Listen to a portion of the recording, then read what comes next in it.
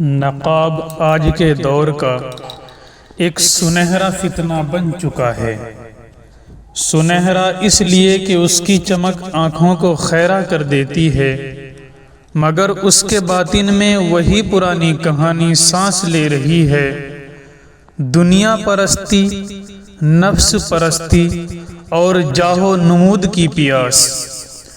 کچھ عرصہ پہلے پہچان آسان تھی، ایک سنجیدہ، باحیا، مشرقی فکر رکھنے والی عورت اپنی خاموشی، وقار، کم آمیزی اور آخرت کی فکر سے جانی جاتی تھی، اور ایک غیر سنجیدہ مغربی ذہن کی حامل عورت اپنی نمائش، خود نمائی اور دنیا طلبی سے پہچانی جاتی تھی۔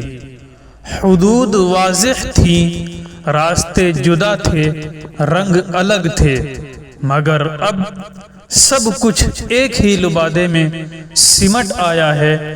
نقاب بھی ہے، جلباب بھی ہے، مگر اس کے اندر دنیا کی وہی طلب دھڑک رہی ہے۔ بلکہ معاملہ اس سے بھی آگے بڑھ چکا ہے۔ اب نقاب اور جلباب خود زینت بن چکے ہیں۔ سادگی کا لباس اب ڈیزائن، تراش خراش، برانڈز، رنگوں کی نزاکت اور انداز پیشکش کے ذریعے توجہ حاصل کرنے کا ذریعہ بن گیا ہے۔ جو پردہ نگاہیں جھکانے کے لیے تھا، وہی اب نگاہیں اٹھانے کا سبب بن رہا ہے۔ جو لباس فتنے کو روکنے کے لیے تھا، وہی اپنی آرائش کے ساتھ فتنے کو دعوت دینے لگا ہے۔ لباس بظاہر مشرقی ہے، مگر مزاج خالصتاً مغربی۔ حجاب سر پر ہے، مگر دل سوشل نمائش کا اسیر۔ پردہ آنکھوں پر ہے، مگر دلوں میں جلوہ گری کی خواہش موجزن۔ یہی خلط ملط ہونا اصل فتنہ ہے۔ اب مسئلہ صرف بے پردگی کا نہیں رہا، مسئلہ یہ ہے کہ پردے کے اندر دنیا کو بسا لیا گیا ہے۔ اب پہچان مشکل ہو گئی ہے۔